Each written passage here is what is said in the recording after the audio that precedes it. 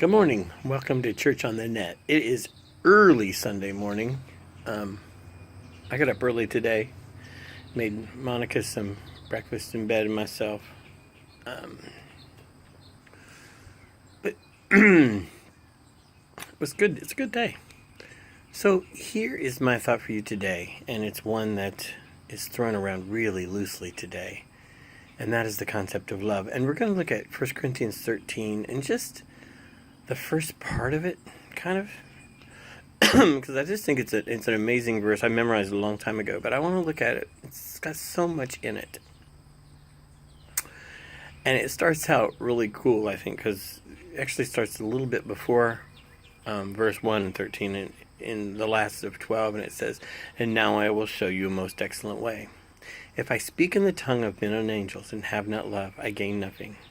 If I have the gift of prophecy, can fathom all mysteries and all knowledge, and have not love, I gain nothing. If I give all I possess to the poor, and surrender my body to the flames, and have not love, I gain nothing." Man, so we're learning that love is not about deeds, necessarily. But what is love, then? And so he gives you an explanation of what love is. Love is patient. Love is kind. It does not envy. It does not boast. It is not rude. It keeps no record of wrong. To love does not delight in evil, but rejoices in the truth. And I think I've missed a few in there, but you get the general idea. I've often said, don't tell me that you love me. Show me. Talk is cheap sometimes, and great flowery words can mean nothing if it's not backed up by some evidence and by some action. So how do we truly love each other, and how do we show love to our fellow man? By action, indeed. And sometimes that means our sacrifice to help somebody who needs something that, we for me, it's not a question of what they're doing with the resources I give them, although I'm cautious, but it's that God has told me to do it, and I feel like it's something I need to do.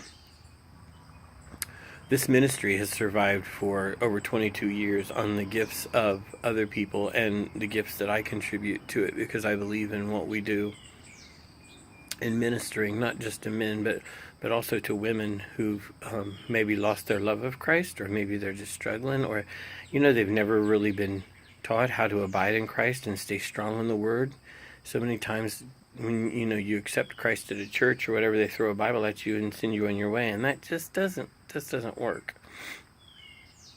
I tend to be really patient and try to be patient with all the nasty stuff that comes my way, because I know that God was patient with me.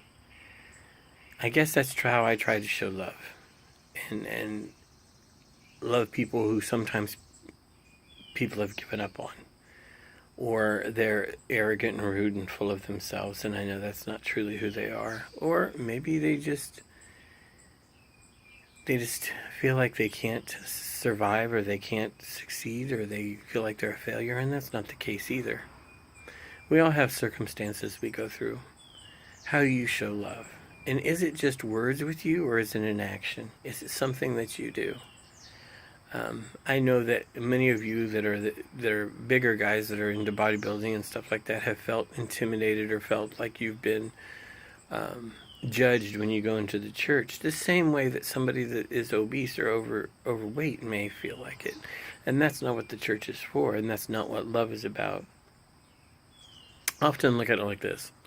You assess the situation you're in, and you determine the goal that you want to achieve, and then what are the steps to achieve that goal. Those are the DLM, the deeper level mentoring ways of looking at goal setting. What are the steps that are attainable that you can do each and every day, just a little bit, to reach your goal, to work towards your goal? Much like the devotionals. If you had to sit down and read 2 hours in the Bible, you wouldn't do it.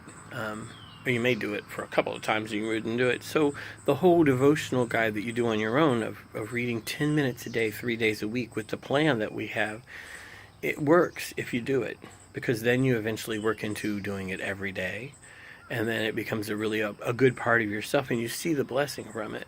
The same way with church. The whole reason we do this Church on the Net is because so many have been hurt by the church, not necessarily because the worldwide church at large, those believers, but by all the problems that the church has within it, as does any organization. Point in a nutshell is, we have what love is. God is love. So if you understand those rules of love that he gives in, that Paul tells us in chapter 13 of the Corinthians, then you know what he is and what he expects. So many times we put unfair expectations and unfair judgments on the way God has ruled, when it's our own indiscretions and it's our own circumstances for not following him and doing what he wants us to do.